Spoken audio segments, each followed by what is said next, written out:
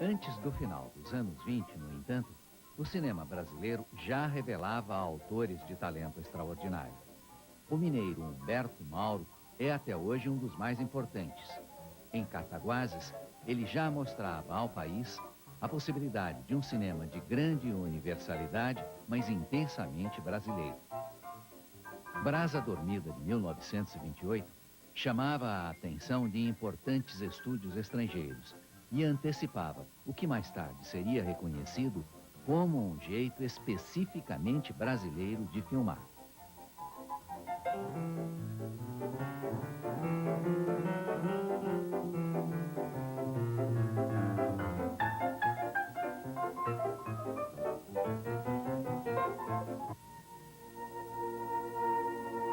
Com Limite, em 1932, o carioca Mário Peixoto realizava um dos mais célebres e misteriosos filmes brasileiros de todos os tempos. Vanguardista e completamente universal, Limite conta a história de um casal atormentado e foi inteiramente rodado na Baía de Mangaratiba, onde Mário passou sua juventude. Alberto Cavalcante já desenvolvia nos anos 30 técnicas de cinematografia que fariam escola no mundo inteiro. Imigrando para a Europa, onde trabalhou a maior parte da sua vida, Cavalcante foi um dos responsáveis pela transformação do cinema inglês e por técnicas de filmagem até hoje seguidas no mundo inteiro.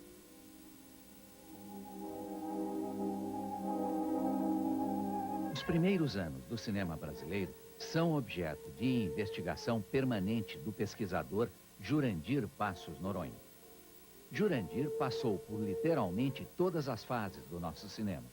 Começou na câmera de 9,5mm e chegou à multimídia. Ele acaba de lançar um CD-ROM, contando a história dos pioneiros do cinema brasileiro.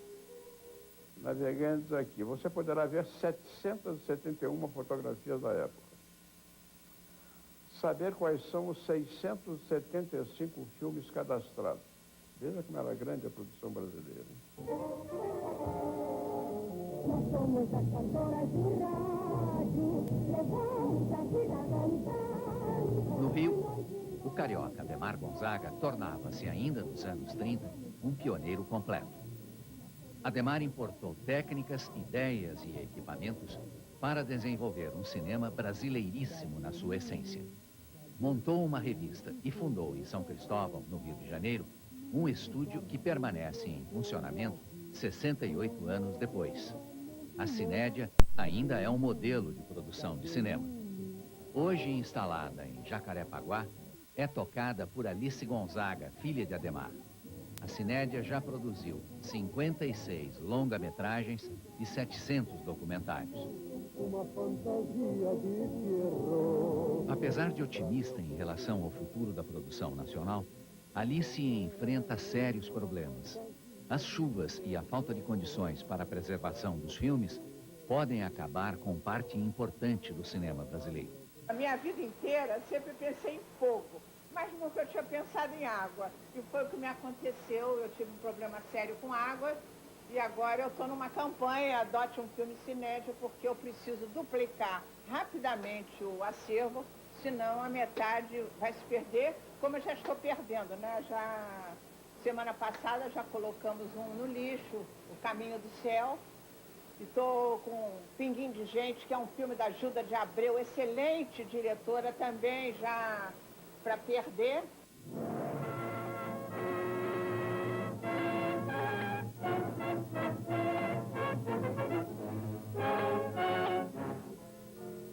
No final dos anos 40, o italiano Franco Zampari importava para São Bernardo do Campo a ideia de um cinema industrial em grande escala.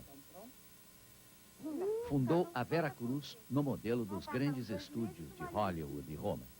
A aventura durou menos de 6 anos, mas nesse período, a Vera Cruz trouxe de volta Alberto Cavalcante, produziu a primeira comédia de Mazzaropi e o primeiro grande sucesso internacional do cinema brasileiro, O Cangaceiro, dirigido por Lima Barreto.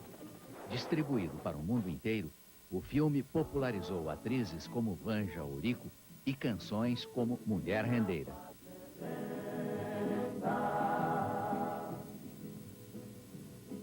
Eu te ensino a namorar. O calhambeque de Mazzaropi continua por aqui, guardado num velho depósito, como a esperar por dias melhores. Esse projeto, basicamente, ele contempla a reconstrução desses estúdios. Aqui nós vamos ter um estúdio com 3.000 metros quadrados, 18 metros de pé direito, para grandes cenas, para reconstrução de grandes espaços. Vamos ter um estúdio para efeitos especiais, um estúdio positivo, estúdio de cine VT e um estúdio de som absolutamente adequado à tecnologia contemporânea.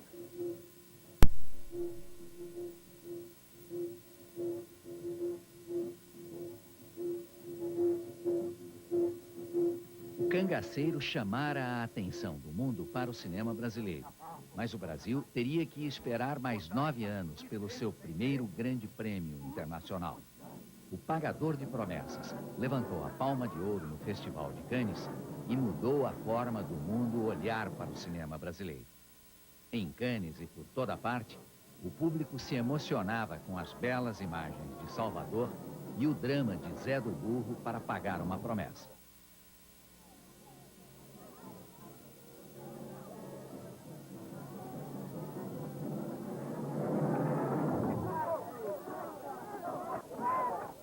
Eis a prova! Um católico não ameaça invadir a casa de Deus. Anselmo Duarte, que dirigiu O Pagador de Promessas, vive hoje em Salto, sua cidade natal, localizada às margens do rio Tietê. Filho de uma costureira e um comerciante, começou a vida como engraxate na praça central da cidade. Foi bailarino e também ator em filmes como Tico Tico no Fubá e Sim a Moça. Com O Pagador de Promessas, Anselmo continua sendo o diretor que recebeu o mais importante prêmio internacional para o cinema brasileiro. Parecia impossível, principalmente no ano que eu competi, que foi 1962. Na Itália tinha Fellini, De Sica, Antonioni, Monicelli. Não se faz cinema em mesa de bar, se faz no aconchego, no retiro dos estudos, dos livros, das pesquisas, dos nossos problemas. É viajando e vendo o que o povo tem a dizer. Nós temos que mostrar a cara da nossa gente.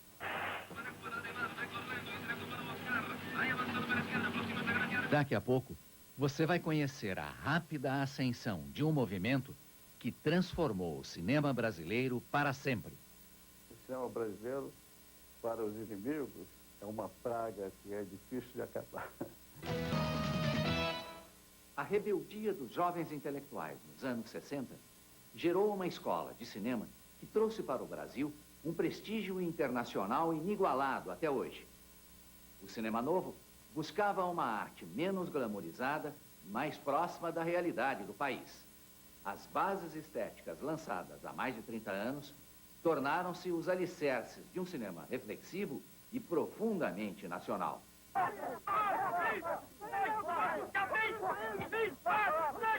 No final dos anos 50, o Brasil era dominado pela alegria e grandes bilheterias das chanchadas.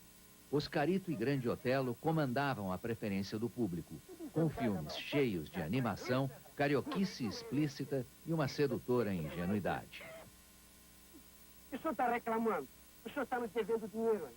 O senhor sabe dar o trabalho que dá pegar gafanhoto lá? Pois é. No final dos anos 50, a chanchada começou a morrer. A morrer como?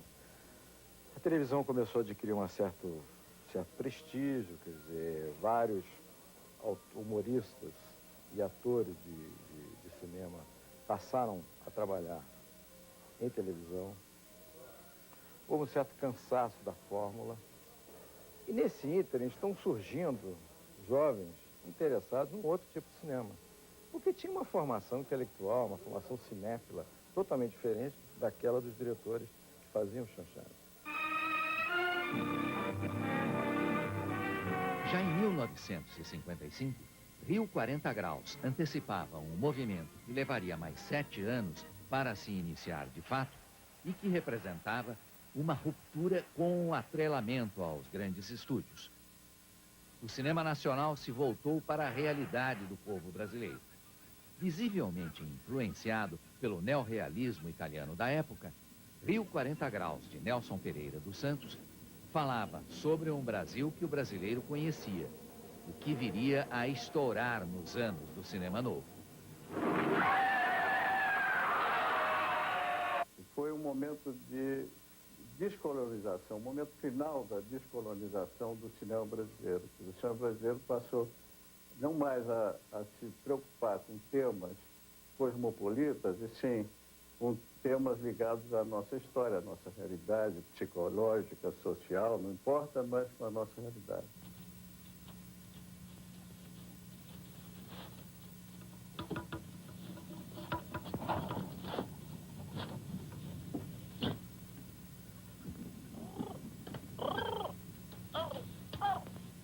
Nelson Pereira dos Santos dirigiu Vidas Secas em 1962. O filme trouxe às telas uma versão despojada e cruamente brasileira da obra de Graciliano Ramos.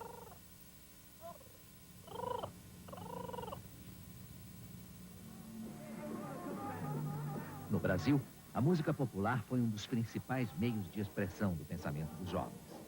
A cultura foi a palavra de ordem para os estudantes de uma nova classe média intelectualizada. Os centros populares de cultura foram um marco fundamental para a explosão criativa daquela época. Em 1993, Documento Especial comemorou os 30 anos do Cinema Novo, promovendo encontros entre cineastas que ajudaram a construí-lo. Os diretores Cacá Diegues e Zelito Viana fizeram parte dessa geração. Quase 30 anos depois, eles voltaram à Cinemateca do Museu de Arte Moderna para rever 5 vezes Favela. O filme, realizado em 1962, é formado por 5 episódios de diferentes diretores.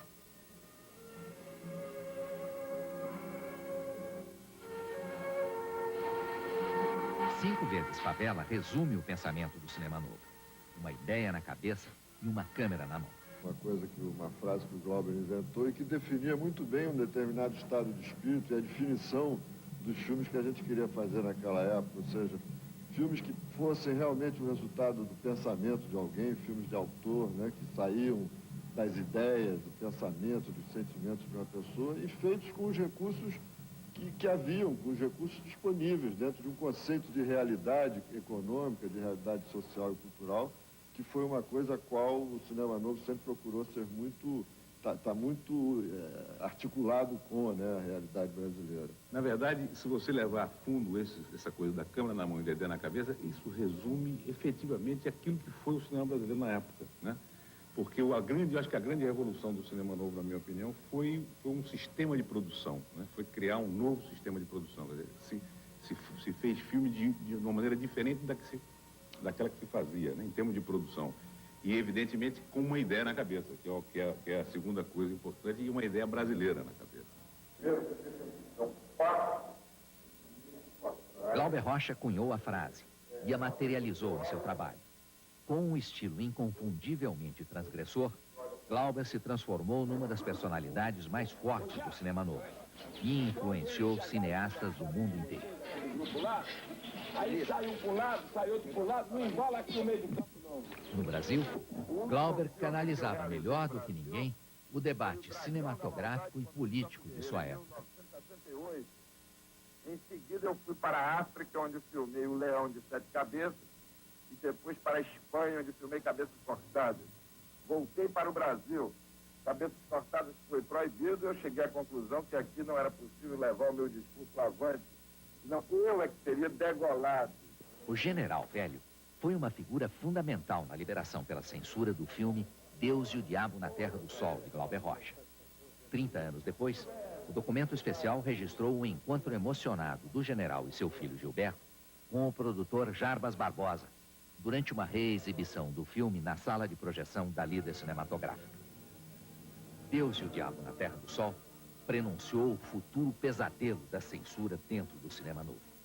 Quando terminou o filme, estava sentado praticamente ao meu lado, à minha direita, um general, comandante de uma instituição de ensino, uniformizado, que levantou-se e, em voz alta, quase gritando, disse que por ele o filme, a cópia, os negativos, deviam ser queimados imediatamente. É bem escuro, uma fita ali, parecia colégio de freira, assim. Delírio, mas valeu a pena, né? O diretor Paulo César Sarraceni e o fotógrafo Mário Carneiro voltaram ao velho casarão onde funcionava o antigo laboratório da Líder Cinematográfica no Rio de Janeiro. Você sempre escondeu, assim, a maneira pela qual ele fazia, né? O laboratório é escuro, a fórmula é uma fórmula assim, secreta. Você puxar a revelação, aí tem a gama, o problema da gama, quem sabia o que era a gama. Eram umas palavras-chave assim, misteriosas para deixar a gente apavorado. A gente ouvia, parecia uma missa meio infernal, assim. Esse é o Ferreira vinha atrás, aquela luneta dizendo assim, o trabalho de vocês, infelizmente, não está bom. O trabalho deixa muito a desejar, vinha com a cinza, assim, quase caindo em cima. Agora é terrível. A gente ficava assim, tremendo. Vai cair a cinza em cima do negativo, seu Ferreira. Importância, não tem importância. Vou botar aquela lente enorme, assim. Tem muita coisa que aprender, Olha lá, apareceu no espelho a cabeça do maquinista. Não sei o quê. Quem mandou eu vou ficar tão claro essa sequência? É a luz mal marcada. Aquela frase genial que o Glauber, que o Luiz Carlos Barreto soltou pro Glauber quando fez pra Terra em Trânsito. Aí saiu o Jardel Filho assim, sem foco. Aí a gente ouve a voz do Glauber, dos caras dizendo pro Glauber assim, Glauber, tem certas peles que não dão foco, você não sabia disso? Absolutamente legal. E aí o Glauber disse, tem certeza disso, seu Barreto? Claro, pô, todo mundo sabe disso. O Jardel tem um tipo de pele, uma certa oleosidade, que ela nunca dá aquele foco apertado que certas peles dão. Você tem que compreender isso, não é problema nosso, né, Jimmy? Desde a homenagem de documento especial ao cinema novo, o Brasil perdeu alguns de seus maiores cineastas. Entre eles, Davi Neves, que aqui dava um de seus últimos depoimentos à televisão. Por um, por outro. O neorrealismo, basicamente, foi, acho que, a linha condutora do começo do cinema novo. Eu fiz a Memória de Helena, que os críticos aqui e lá fora disseram que era bressoniano. Daqui a pouco, você vai ver um tombo de 3 anos e como o cinema brasileiro começou a ressurgir de suas próprias cinzas. Numa aceitação crescente pelo público. Com a chegada dos anos Collor, o cinema brasileiro entraria no seu período mais difícil. Com as fontes de financiamento fechadas, a produção caiu de quase 80 filmes anuais para praticamente 0. Sem filmes, caía também o prestígio que o cinema brasileiro havia alcançado no exterior. O cineasta Ipojuca Pontes era o secretário de Cultura na época. Foi ele quem determinou a extinção da Embrafilme. O governo resolveu fechar a Embrafilme como fez com dezenas de outras estatais e paraestatais. Então eu, na qualidade de cineasta e de secretário da Cultura daquele governo, durante longos 8 meses, em combinação com o Ministério da Fazenda, nós projetamos e criamos uma lei do audiovisual que levava o cinema para a captação de recursos através da Bolsa de Valores, com isenção fiscal, e que deu margem ao surgimento da produção atual. A produção que hoje é tida como o renascimento do cinema brasileiro e que permite o cineasta brasileiro filmar com milhões de dólares. Esse mérito é do governo Collor, embora haja uma onda proposital de silêncio em torno desse fato. A recuperação do cinema levou, de qualquer forma, quase 5 anos. Políticas de incentivo fiscal voltaram a viabilizar a produção cinematográfica no país. Orfeu, dirigido por Cacá Diegues, é um dos 55 filmes que, neste momento, estão em fase de produção ou finalização. Então vocês entram, tá certo? Tenta entrevistar ele. Ele não vai engrossar com vocês, mas não vai dar muita bola. Aí, Gustavo, exatamente nesse momento, não deixa eles ficarem muito tempo. Você vem pelo lado de lá e pede para eles saírem. É uma agonia mesmo, está atrapalhando o desfile.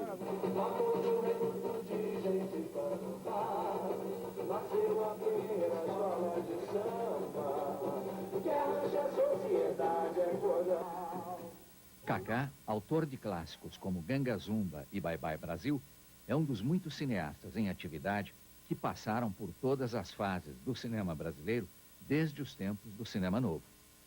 Eu acho que só uma paixão muito grande pelo cinema e por fazer cinema no Brasil é que me fez continuar fazendo filmes. Eu sei que as pessoas em geral acham que eu sou cineasta sempre em atividade no Brasil, mas é ridículo quando eu lembro que ao longo da minha carreira eu estou fazendo mais ou menos um filme cada 3 anos. Isso é ridículo, né? Com um cineasta em qualquer lugar do mundo onde existe uma cinematografia permanente, faz pelo menos um filme por ano, né? Contemporâneos de Kaká da época do cinema novo, muitos cineastas que ficaram alguns anos parados, agora estão terminando ou acabam de terminar novos filmes. A Ostra e o Vento, de Walter Lima Jr., foi considerado pela crítica um dos melhores filmes de 97. Inspirado num romance de Moacir Lopes, conta a história de uma menina que se apaixona pelo vento. Isso, Marcela! Isso, Marcela!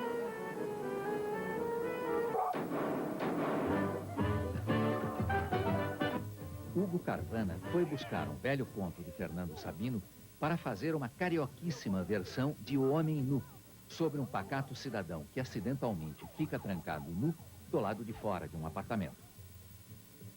Eu vi ali.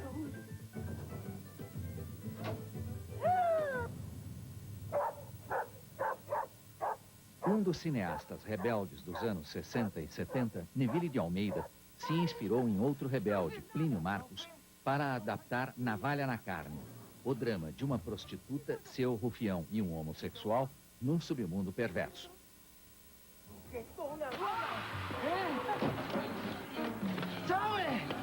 ¿Sabe por qué tona? Neville vive numa casa com vista para o mar em São Conrado, no Rio de Janeiro. Continua tão polêmico como na época em que dirigiu A Dama do Lotação, protagonizado por Sônia Braga. Passaram-se 20 anos. 20 anos eu fiz Dama de Lotação, Rio Babilônia, Os Sete Gatinhos, Matou a Família por Cima, sempre aquela reação, aquele mesmo grupo. Mas passou 20 anos, bebê, agora Navalha na Carne, Plínio Marcos, Liberdade, não tem mais censura, essa coisa toda. E, para minha surpresa, voltaram os mesmos, com a mesma fúria, contra o Plínio Marcos, contra o Neville, contra o filme. E eu achei isso maravilhoso. Eu falei, meu Deus, eu agradeci a Deus de ter me dado uma oportunidade. Eu falei, eu sinto que eu continuo vivo.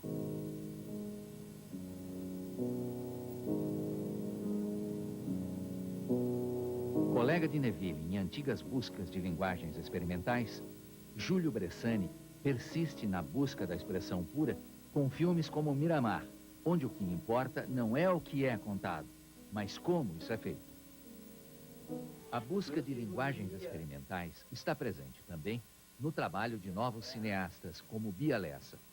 Em Crede-me, Bia adapta O Eleito, de Thomas Mann, através da representação espontânea da população do interior cearense. Ele criou todos os bichinhos quando existem na face da terra. A gente chegou lá no Ceará, a gente achou que ia encontrar uma moral barra pesada, assim, aquela dificuldade, pai, mãe, como é que você ia falar o pai que comeu a filha? Isso lá era a coisa mais normal do mundo. A gente não encontrou um povo moralista, a gente encontrou um povo ético. Outra jovem realizadora, Tata Amaral, é responsável por um dos maiores sucessos de crítica dos últimos anos. Realizado quase sem recursos e com atores pouco conhecidos, Um Céu de Estrelas conta a história de uma cabeleireira que não consegue se livrar do universo opressivo em que vive. Em 6 meses, o filme conquistou mais de 20 prêmios no Brasil e no exterior. Ele vai me matar! Vendeu! Filmes de diretores estreantes são a mais forte marca do cinema brasileiro neste final de milênio. O paulista Beto Brandt fez de Os Matadores, seu longa de estreia, uma alegoria sobre a difícil fronteira entre a culpa e a inocência. Terra tem dono. A gente não tá pensando em sair daqui, não. Se for preciso, descarrega toda a bala. Companheiro! A carioca Rosane Schwartzman usou o Rio de Janeiro como personagem principal de Como Ser Solteiro, um filme cheio de convidados especiais que tenta ensinar ao jovem a arte da paquera.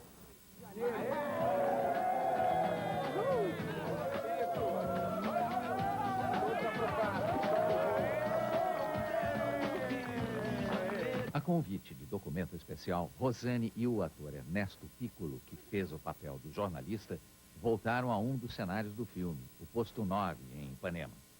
Tem o garanhão, tímido, romântico, a histérica, que não leva desaforo pra casa, então... Outro estreante, Vinícius Mainardi, fez com 16060 uma polêmica discussão sobre a pobreza e o luxo. No filme, a falta de caráter do ser humano independe da conta bancária. É um pedaço. Que patinho. Vem cá. Os pernambucanos Paulo Caldas e Lírio Ferreira foram descobrir em O Baile Perfumado aspectos inusitados da liderança de Lampião no cangaço. O pretexto estava num filme que o libanês Benjamin Abraão havia feito nos anos 30 sobre o bando do cangaceiro.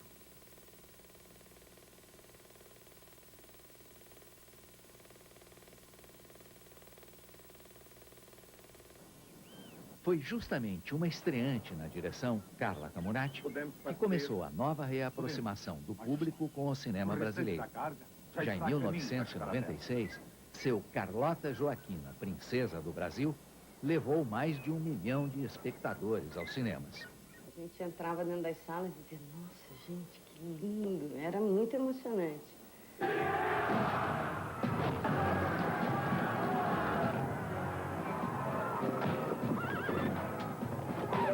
A Guerra de Canudos se aproximou dos 700 mil ingressos, virou série de televisão e manteve o diretor Sérgio Rezende, que já prepara um novo filme, como um dos mais ativos cineastas brasileiros do momento.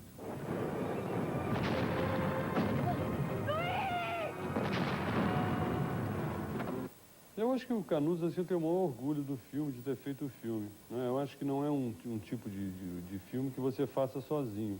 É preciso haver profissionais envolvidos nisso, profissionais competentes, né? Em todas as áreas, na produção, no cenário, no figurino, atores, som, montagem, não é? Quer dizer, isso eu acho que o Canudos demonstra um pouco assim a maturidade do cinema brasileiro.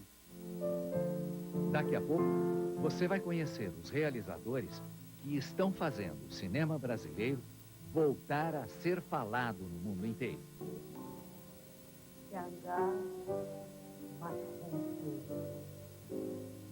O cinema brasileiro ainda estava em crise, mas uma coprodução americana dava a William Hurt o Oscar de melhor ator em 85. O Beijo da Mulher-Aranha era dirigido pelo brasileiro nascido na Argentina, Héctor Babenco, e mesclava um elenco que ia de Hurt a Sônia Braga, de Raul Júlia a Erson Capri.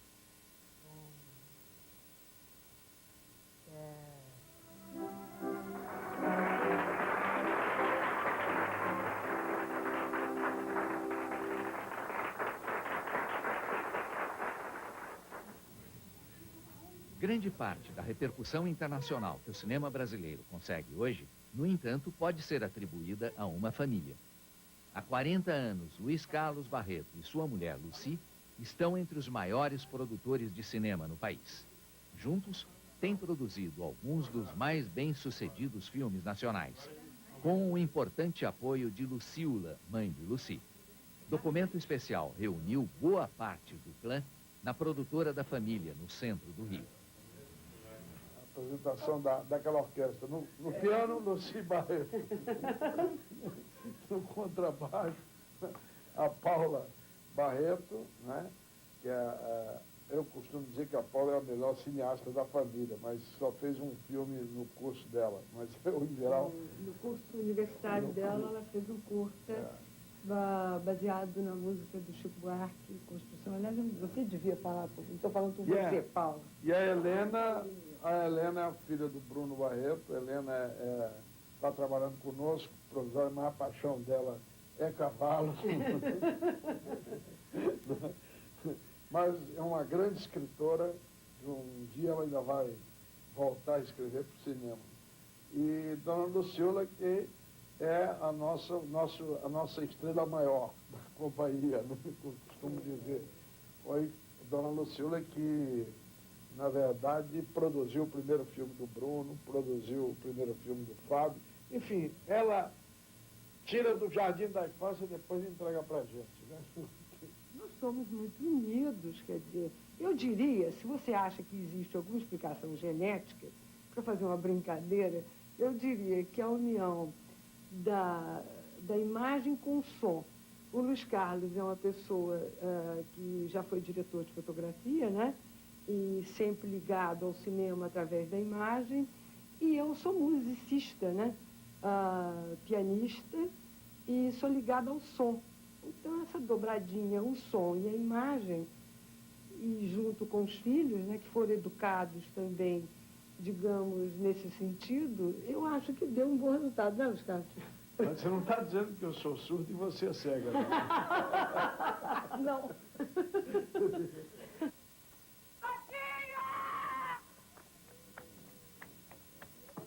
A terceira geração dos Barreto no cinema não demorou para chegar a Hollywood.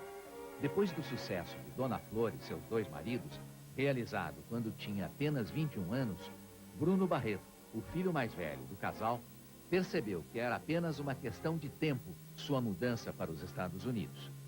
Bruno é um dos principais candidatos ao Oscar de filme em língua estrangeira de logo mais, com um filme que fez no Brasil. O que é isso, companheiro?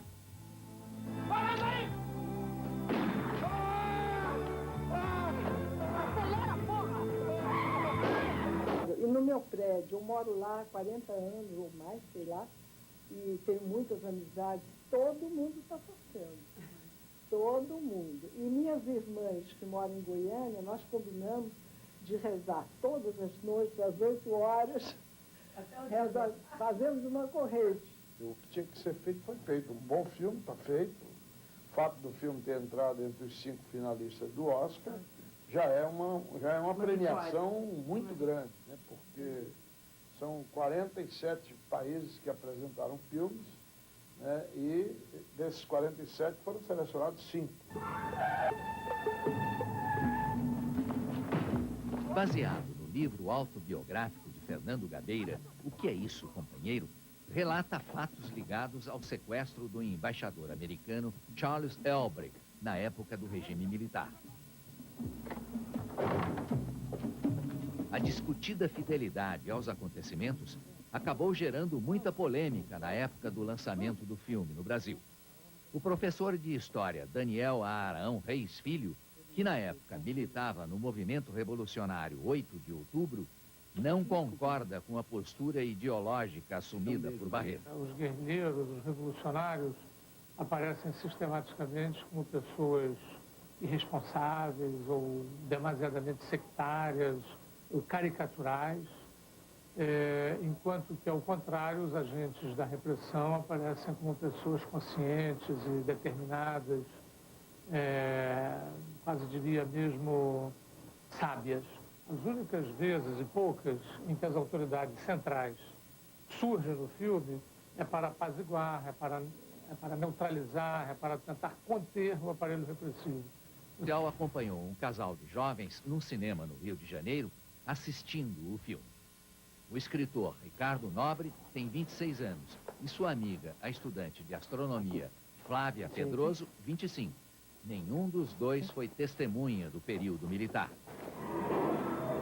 Eu fiquei o tempo todo assim, meu Deus, como isso vai acabar? No ano retrasado, o irmão mais novo de Bruno, Fábio, é quem estava em Los Angeles disputando o Oscar com O Quatrilho. O filme era um dos favoritos, mas acabou perdendo para A Estranha Família de Antônio. A torcida pelo Oscar é estimulada pelo mais recente prêmio internacional ganho pelo cinema brasileiro. Central do Brasil conta a história de uma professora aposentada que vive de escrever cartas numa estação de trem e de um garoto que cruza o seu caminho à procura do pai numa cidade do interior.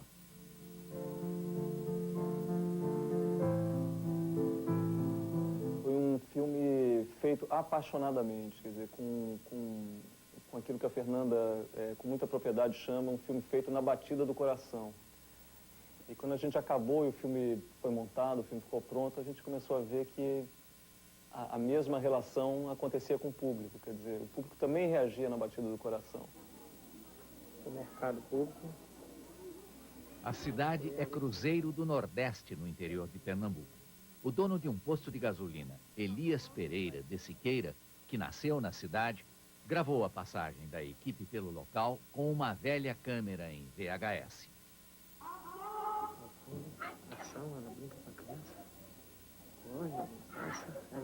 Essa cidade do Rio do Nordeste passou a se chamar Bom Jesus do Norte, na história do filme. Logo no começo das gravações, no ensaio das primeiras cenas, começou a despertar em mim a necessidade de gravação daquilo.